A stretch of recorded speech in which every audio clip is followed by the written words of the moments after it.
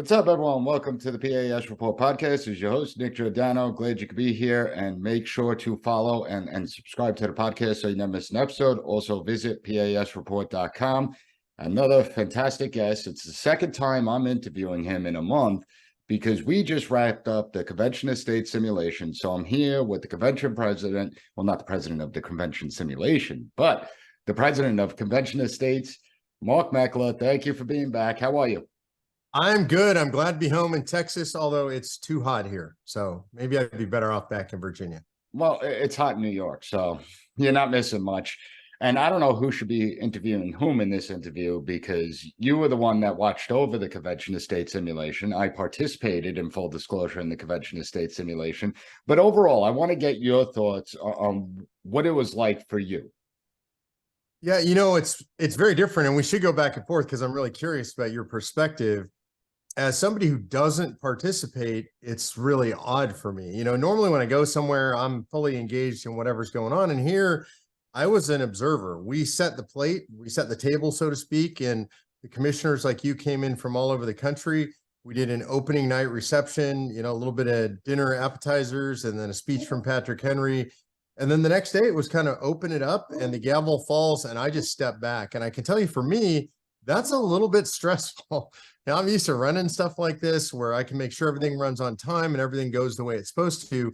And that just wasn't the case in this case, because we're trying to do as real as we can, even though it's only a couple of days. And that means I'm hands off. And so that meant, and this is interesting, Nick, there were times when I really wanted to intervene. Things where I didn't like necessarily the way things were always running from the dais. And I felt like there were things that could have been done better occasionally or in a committee hearing. And I just had to zip it and just, sometimes I literally walked out because I thought, oh my gosh, I can't believe what's going on in here. And I would just step out. All that being said, to me, the most impressive thing was it all worked out perfectly. The stuff I didn't like, it all repaired itself without any intervention because of the structure of convention. So I felt like sometimes the debates were super heated and I thought, oh man, we're never going to get anything done in 2 days. But everybody realized we're only here for 2 days. Statesmanship kicked in, people calmed down, people compromised, votes were taken. And then in the end, it all worked beautifully. And so overall, I am 100% pleased with what happened. Yeah, and you're right. I mean, the condensed time frame does make it difficult. There's no doubt about it. So as far as the time frame went, were you nervous when it was getting down to the wire and time was almost up for the committees to produce things? Yeah, I was. And, look, I walked around and I was in all three committees. Interesting. They all ran differently. It depended on the committee chair. I think it depended on the committee chair and their reliance on the parliamentarian. I don't know which committee were you in, Nick? Fiscal restraints. Fiscal restraints. So that one, I mean, you guys came out with one amendment. You had the opportunity for three. So, that committee ran differently than the one on scope and jurisdiction or the one on term limits, which each came out with a few. So it just varied from committee to committee. But yeah, there were times I walked into committee and I just thought, oh my gosh, this is chaos. And how are they going to come out with anything?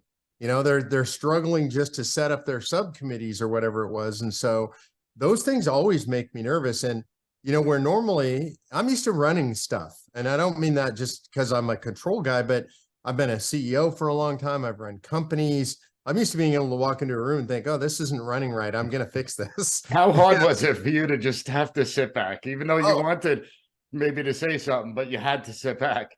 It was super hard for me. That's just not my style. And, sometimes as a CEO, I do that, but often if I feel like something's really kind of going off the rails, then I'm going to intervene. And in this case, I saw things where I absolutely would have intervened. And I think what's so awesome is I didn't need to. I wanted to, but then when I saw what the end product was, it was great. And so it proved that the process works. It doesn't need me or any other individual to run it. It doesn't matter who the president of the convention is or exactly who the commissioners are. Because of the structure, it's all going to work itself out. And as far as the convention goes, I mean, I have to say, the Convention of States, your team was awesome and everything ran smoothly. There weren't any issues or any type of missteps and everything. Overall, and we'll talk about some of the amendments that actually came through. But I really want to talk to the detractors of convention of states, because I was a participant. And one of the things that I was shocked at is here you have a whole bunch of people. And let's be honest, many of us are like-minded individuals, right? We believe in limited government. We believe in fiscal restraints. Many of us want to limit the power through term limits. What shocked me was how difficult it was, even with all these like-minded people, to get things done. That was shocking to me. Yeah, and to me, it also speaks to the character of legislators who all have opinions on everything, conservatives who are all independent. That's our nature, right? We think we know best. That's part of being conservative. We're independent and fiery, and we're going to defend our opinions. So the idea for the detractors that, I mean, you tell me, you were in it. The idea, let's assume now that in that room, instead of mostly like-minded people, let's say you had 40% of the people were people who wanted to disrupt things or wanted to pass things like gun control or whatever. Would you have been able to get any of that stuff out of committee? Not even close. And I could tell you, I mean, like I said, it was so contentious with some of the different, and the differences weren't that big. It's not like we were looking to overturn the entire system. Just introducing certain things was so contentious. And so the idea of a runaway convention is just completely false. It really is almost an impossibility for there to be a runaway convention. Again, we were mostly like-minded individuals. And while some people may have proposed the most, radical types of things, that didn't even get a mention. It was just dismissed out of hand, understanding how limited we are.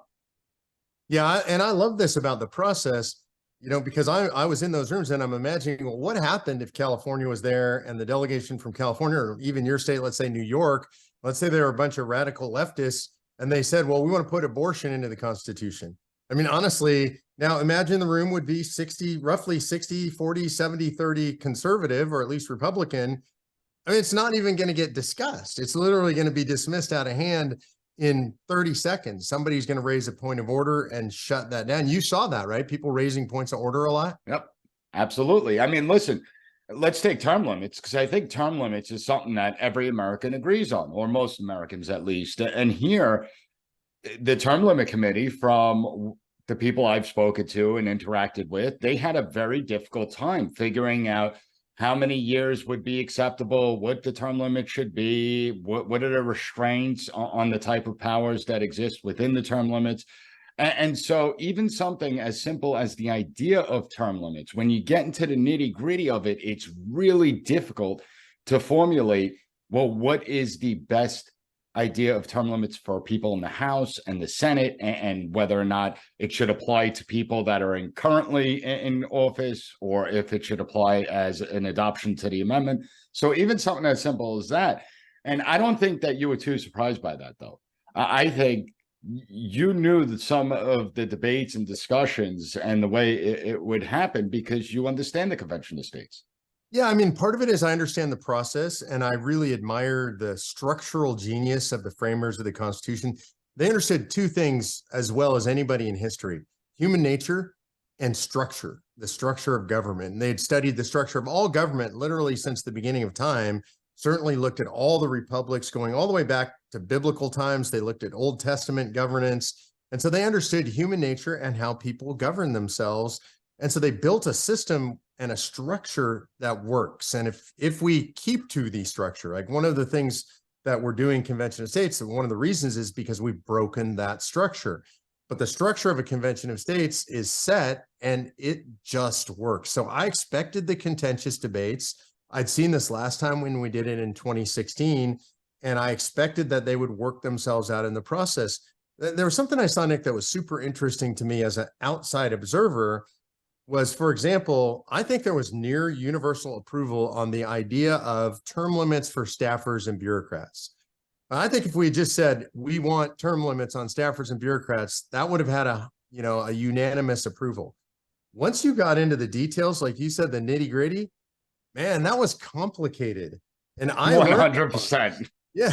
I mean, I sat there because I'm like, I don't get it. We don't have term limits up there for staffers and bureaucrats. And then it went up on the screen. Somebody proposed an amendment to the amendment being proposed. I think it had 5 parts to it, and it was very complicated. And then people started saying, well, yeah, but that's stupid, and you can't do this, and you can't do that. And I'm sitting in the back of the room thinking, wow, I never thought of any of that stuff. Here I'm an advocate for term limits on staffers and bureaucrats, and there's so much nuance in there and so many complicating factors. So for me, Nick, one of the things that gave me faith is you and all the other commissioners at some point said, you know what? We can't do that in 2 days. It's just too complicated. And so to me, that rational sense, instead of saying, well, no matter what, we're just going to ram through a bureaucrats and staffers term limits amendment because we got to have one. Everybody had level heads and just said, we can't work this out right now. Yeah, and listen, the arguments. So you're right. A lot of people did like the idea of term limits on just bureaucrats, just the bureaucrats within the system, but there was no agreement. And then those that detracted from the idea of certain types of term limits, they were right in what they said. I mean, sometimes you don't want to lose that subject matter expertise within government. And it could prevent officials, whether it's Democrat or Republican officials, from choosing some of the best people that may exist because they served in either previous administrations or other areas within government. And so it became really hard. And then do you apply it to civil service? That was a big question. Should a postal worker be subjected to term limits, and that's their livelihood? So yeah, it really gets complicated. On the superficial level, these issues sound like it's really easy for just all conservatives or Republicans to agree on, but that's not the way it plays out in the real world. And you said something that's very important that I don't think gets enough attention. It's the idea of statesmanship. And can you just explain to the audience the idea of statesmanship? Yeah, we teach this in our intern class. And the way I describe statesmanship is, if you're talking about, most of us look at politicians and see politics. And once in a while you see somebody and people say, well, that person's a real statesman. Maybe it was Ronald Reagan or Margaret Thatcher, modern era statesman. One of my heroes, Senator Tom Coburn, who worked for us for the last 5 years of his life, a real statesman.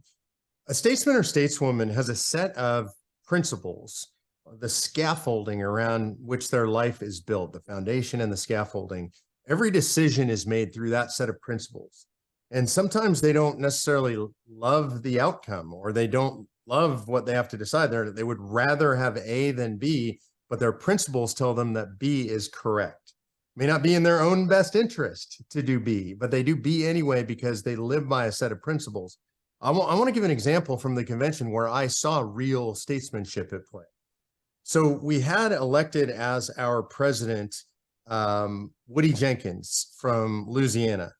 And it was a close election. I mean, it was a 23-25 election. And by the way, most people didn't know behind the scenes, there was some question about the vote. And the candidate saying, well, I think it might have gone the other way. And we did the recount, made sure everything was right. So it's 23-25 in the final vote for the president. So you have Woody Jenkins becomes the president of the convention. You have Jason Rapert from Arkansas becomes the vice president of the convention. 2 things happened at convention that were super interesting to me and evidence of statesmanship that I wouldn't have necessarily predicted. One is President Jenkins started running the convention in a way that I thought personally was a little bit heavy-handed. And he was, you'd propose an amendment and he would start to ask you questions about it. It was like you were on the stand and he was grilling you. Right? He'd be like, well, did you think about this? And why didn't you guys do that? And somebody raised a point of order from the back of the room and said, hey, you're not allowed to do that. And he said, what do you mean? You don't want me asking questions and directing this? And they said, no, the quote, which I love, they said, you're supposed to be steering the ship, not building the ship. And he could tell he was a little taken aback. And he said, so are you making a motion that I can't do that stuff? And the person said, yes. And somebody else seconded that motion. And he took the vote on what's called a voice vote. So it's all in favor. In other words, all in favor of me being able to continue to do it. Say aye. All opposed to me doing it, say nay. He took a voice vote. And it's just all at once. It's aye, nay. And from my ears, standing in the back of the room, that was a 50-50 vote, man. Yeah. And so I'm like, oh my gosh, what's going to happen here? And if in a non-statesman moment, and I've seen this in many legislatures, the chair, the president would just say, the ayes have it, I'm going to continue doing what I'm doing. And he would go on. And there could be some fighting over that. Somebody could call division, calling for an actual counted vote as opposed to a voice vote. It could have been really intense. And instead, President Jenkins in that moment did the statesman-like thing and said, the nays have it. And he decided to step back and not run it the way he'd been running it. It really blew me away. I was very impressed by that level of statesmanship. I've seen lots of speakers and Senate presidents where it's clear 50-50 vote and they just take the win and move on. And so to see that, I love that. He did a second thing, which is about I want to say an hour and a half in, he turned to his vice president, Jason Rapert, and said, I'm going to turn the gavel over here to Jason Rapert and have him run the convention. And Rapert stepped up for the next couple of hours, ran the convention. And I just thought he didn't have to do that. And it was really put your own ego aside, do what's right, unite the convention. It was a close vote, right? So almost half the people wanted Rapert. And I thought Jenkins did a great job in that regard of demonstrating real statesmanship.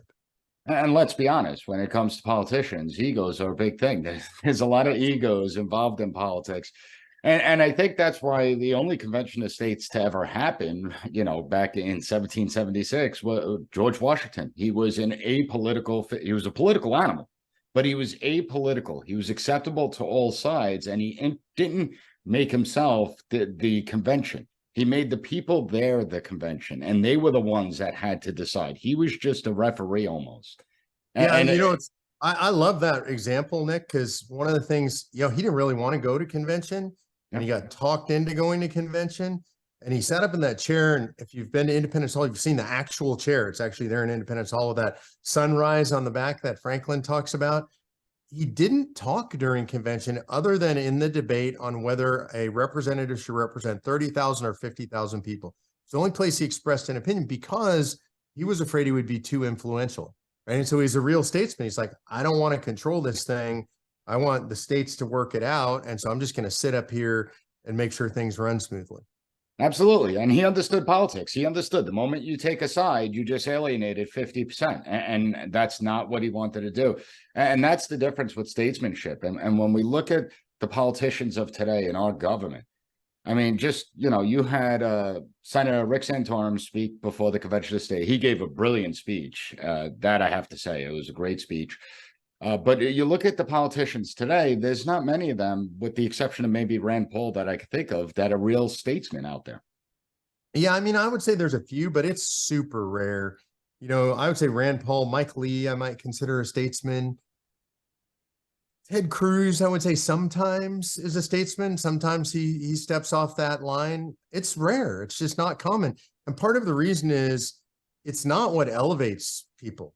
Like being a statesman, most people don't look at you and say, oh, you're the person I want.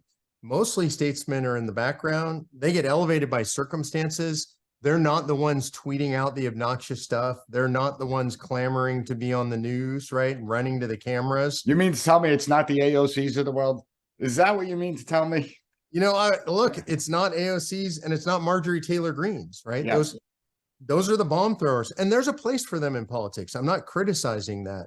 It's just a different role. When you look at a Maggie Thatcher or Ronald Reagan and the role they were able to play by sort of rising above the fray and just being different than everything else that was going on out there, it's really important. I saw a lot of that in convention. When I was in committee, I would see people vehemently arguing their position. And then when they realized that it wasn't going to fly, just backing down, not attacking personally.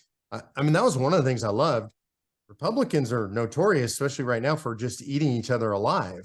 We didn't see that at convention, right? So I know people were angry and frustrated. Their ideas didn't make it through, didn't get even fully debated necessarily in committee, and they were unhappy about it. I heard people talking about it, but they didn't make it about themselves. They realized, I got defeated in committee. I'm frustrated by that, but time to move on. So that's statesmanship when you can do that.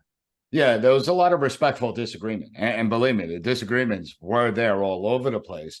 As far as the amendments that did pass, there was nothing radical about them. They all actually made sense. So can you explain to the audience just some of the ideas, the amendments that were able to get through the entire convention?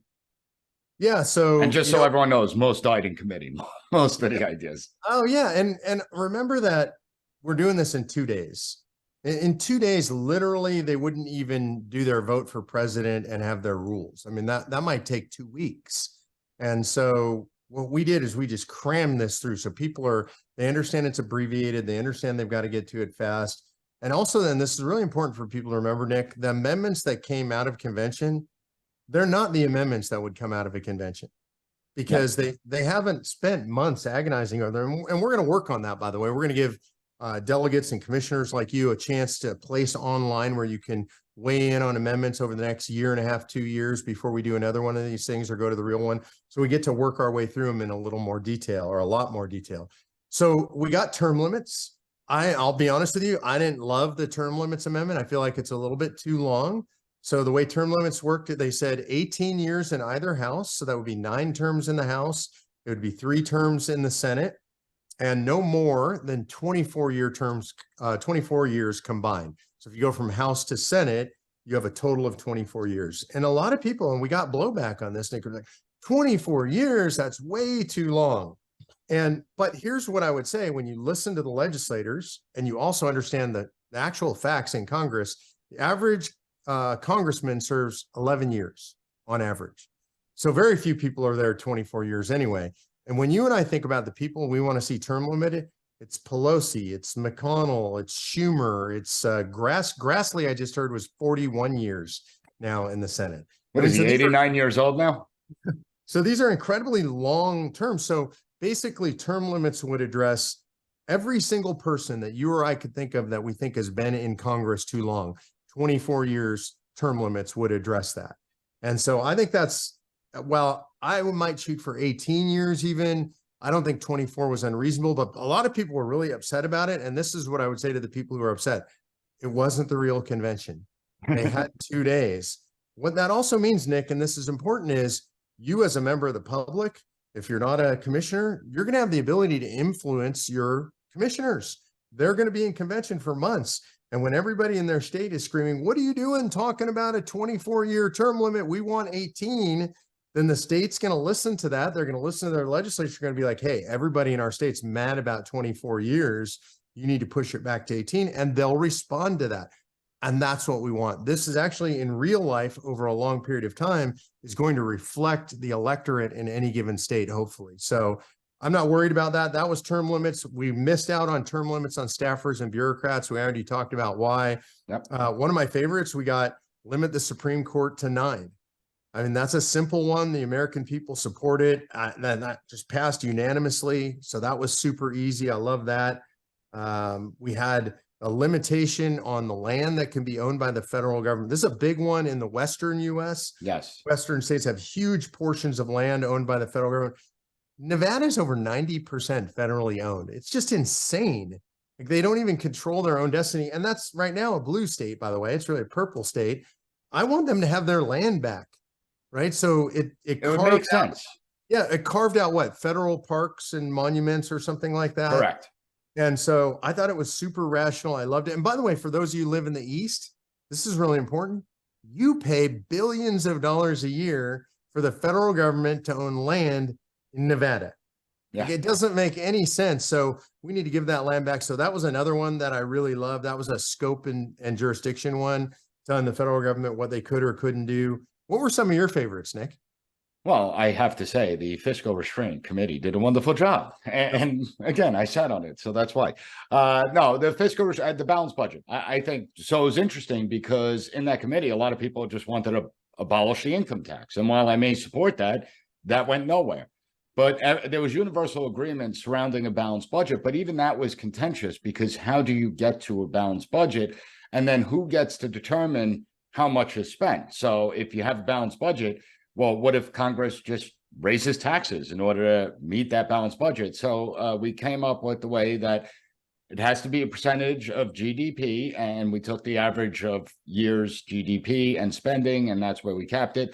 And then I think the brilliant thing was that Congress is not allowed to raise taxes unless 3/4 of the House and 3/4 of the Senate. So not just a slight majority, it has to be an overwhelming majority support the idea of raising taxes. The only way the amendment could ever get suspended is through an active declaration of war. So no authorizations to use force or anything like that. It would have to be an active declaration of war, and it would have to be a power that's mandated to Congress under Article 1, Section 8 of the Constitution.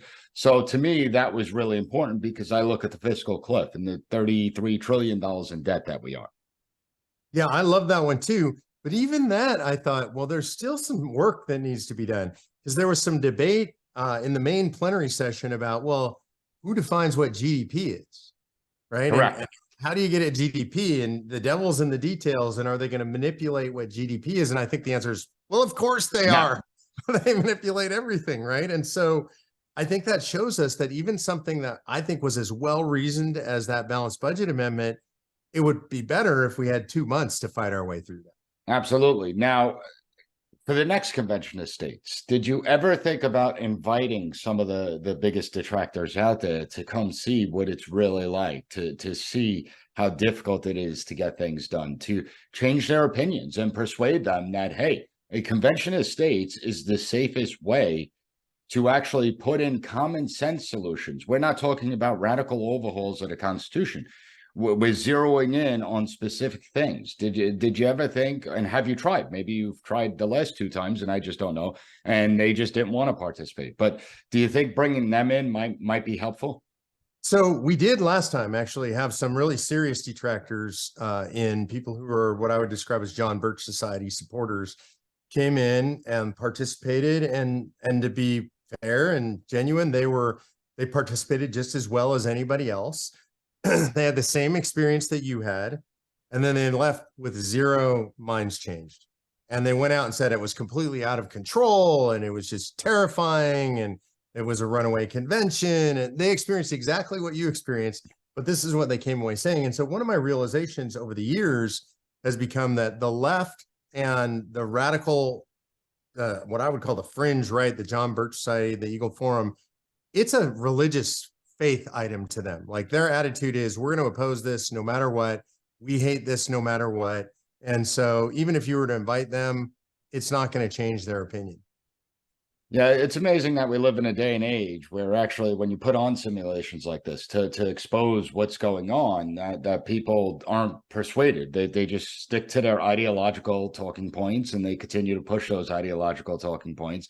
And I always found that, you know, as human beings, you brought up the idea of the human mindset earlier, that we're supposed to grow. And I think that this was a process that really shows, and you do really grow from it, because even though I am well aware of the Convention of States, Article 5, being part of it makes it a much different experience where you learn an extraordinary amount.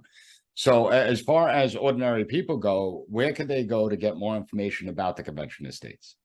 Yeah, if they go to conventionofstates.com, they can go there. They can watch at least 6 hours of footage on the simulation. You can actually watch it happen in real time. I had a lot of people who were watching it all over the country told me how exciting it was for them to watch it. So conventionofstates.com, watch the simulation. If you have questions, our FAQs, the facts there, everything you could need to know about Convention of States is there, including answers to all the things raised by the detractors. Great. And I'm going to have links up at the PAS Report website, so everyone check it out, PASreport.com. Mark, thank you for inviting me down there. Thank you for letting me participate, and thank you for coming on to the program. And I really appreciate it. Absolutely. Let's stay in touch, Nick. I've really enjoyed it.